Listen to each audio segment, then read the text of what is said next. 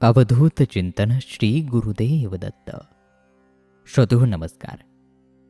आपण श्रवण करत आहात श्री गुरुचरित्रामृत मराठी कथासार स्वरूपामध्ये. यामधील अध्याय 23. श्री गुरूंचे गाणगापुरी आगमन आणि ब्रह्मराक्षसाचा उद्धार. चला या दिव्य अशा कथेला श्रवण करूया.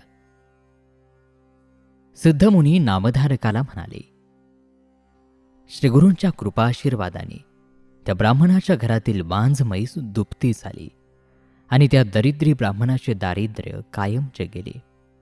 ही वार्ता सगळीकडे वाऱ्यासारखी पसरली. दुसऱ्या दिवशी त्या गावातील काही लोक त्या ब्राह्मणाकडे आले आणि नेहमीप्रमाणेच माती वाहून नेण्यासाठी त्याची बांझ म्हैस भाड्याने मागू लागले. तेव्हा तो ब्राह्मण म्हणाला, माझी म्हैस आता दुभती आहे, 2-2 घागरी दूध देते, त्यामुळे ती म्हैस मी माती वाहण्यासाठी आता देणार नाही. ब्राह्मणाने असे सांगितले तेव्हा लोक आश्चर्याने अवाक झाले. ब्राह्मणाच्या बोलण्यावर त्यांचा विश्वासच बसेना. ते म्हणाले, कालपर्यंत बांझ असलेली म्हैस आज अचानक दुभती कशी झाली? तेव्हा त्या ब्राह्मणाने त्या लोकांना गोठ्यामध्ये नेऊन त्यांच्या देखत त्या म्हशीचे 2 घागरी दूध काढून सर्वांना दाखवले. त्यामुळे लोकांची खात्री पटली. ते आले तसे परत गेले. ही बातमी गावभर पसरली. ही बातमी गावाच्या राजाला समजताच तो त्या ब्राह्मणाच्या घरी गेला. त्या ब्राह्मणाने सगळी हकीकत सांगताच त्या राजालाही श्री गुरु नरसिंह सरस्वतींच्या भेटीची ओढ लागली आणि मग तो आपल्या परिवारासह समारंभपूर्वक संगमावर श्रीगुरूंच्या दर्शनाला गेला. श्रीगुरूंच्या चरणांना मोठ्या भक्तिभावाने वंदन करून तो म्हणाला, स्वामी, आज आपल्या दर्शनाने मी खरोखर धन्य झालो. आपण साक्षात त्रैमूर्ती अवतार आहात. आमच्यासारख्या सामान्य बुद्धीच्या माणसांना आपले महात्म्य कसे करणार? आपणच या जगाचे उद्धार करते आहात. भक्तजनांचा उद्धार करण्यासाठीच आपण या पृथ्वीवर अवतार घेतला आहे. आपण मनुष्य वेशधारी परमेश्वर आहात. मी अज्ञानी नरजीव आहे. आपण माझा उद्धार करा. त्या राजाने अशी प्रार्थना केली. तेव्हा श्रीगुरु प्रसन्न झाले आणि ते त्याला म्हणाले, आम्ही अरण्यवासी संन्यासी, आमच्याकडे तुझे काय काम आहे? तू आपल्या परिवारासह इथे कशासाठी आला आहेस? तुला काय हवे आहे? त्यावरती तो राजा हात जोडून म्हणाला, आपण भक्तजनांचा उद्धार करणारे प्रत्यक्ष नारायण आहात. भक्तांच्या उद्धारासाठीच आपला अवतार आहे. आपण असे वनवासामध्ये का राहता? आपण गावात येऊन राहिलात तर सर्व लोकांवर मोठे उपकार होतील. गाणगापूर हे महास्थान आहे. आपण ते पावन करावे. आपल्यासाठी आम्ही तेथे मठ बांधून देतो. तेथे राहून आम्हा सर्वांचा आपण उद्धार करावा. राजाने अशी विनंती केली. तेव्हा भक्तजनांच्या उद्धारासाठी आता प्रकट होण्याची वेळ आली आहे असा विचार करून श्रीगुरूंनी गाणगापुरामध्ये येण्याचे मान्य केले. श्रीगुरूंनी मान्यता देताच राजाला आनंद झाला. त्याने श्रीगुरूंसाठी पालखी सजवली आणि मग त्या वाद्यांच्या गजरामध्ये, जयघोषामध्ये श्रीगुरूंना गाणगापुराला नेण्यात आले. गावाच्या वेशीवर लोकांनी त्यांचे मोठे स्वागत केले आणि त्यांना गावामध्ये नेले. त्या गावाच्या पश्चिमेला एक भला मोठा उंच पिंपळ वृक्ष होता. त्या वृक्षाजवळ एक घर होते, पण ते पूर्ण ओसाड होते. त्या पिंपळावर एक अत्यंत क्रूर ब्रह्मराक्षस होता. तो माणसांना ठार मारून खात असे.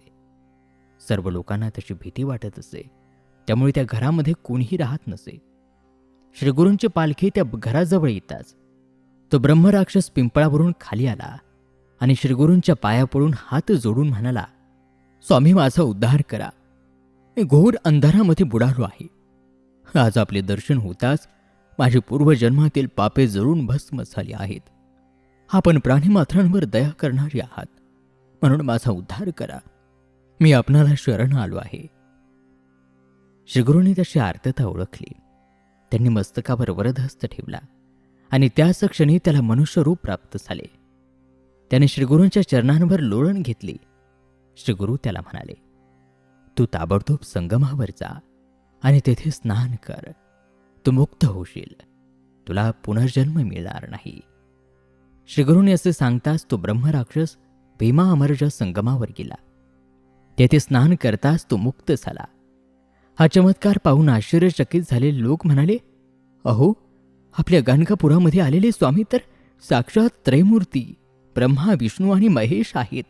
आपले भाग्य थोर म्हणून आपल्याला त्यांचे चरण दर्शन लाभले. राजाने गाणगापुरामध्ये श्रीगुरूंसाठी सुंदर मठ बांधून दिला. श्रीगुरू त्या मठामध्ये राहू लागले. राजा दररोज मोठ्या भक्तिभावाने यथासंग पूजा अर्चा करीत असे. श्रीगुरू नित्य नियमाने रोज अनुष्ठानासाठी संगमावर जात आणि माध्यान्ह काळी मठामध्ये परत येत. कधी कधी तो राजा श्रीगुरूंना पालखीमध्ये बसवून राजेशाही थाटात संगमावर नेत आणि मग परत आणत असे.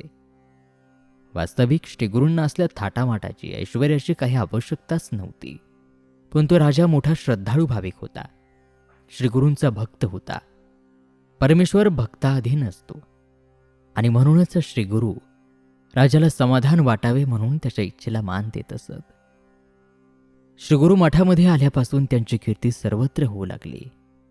त्यावेळी कुमसी नावाच्या गावामध्ये त्रिविक्रम भारती नावाचा एक वैदिक तपस्वी ब्राह्मण राहत होता.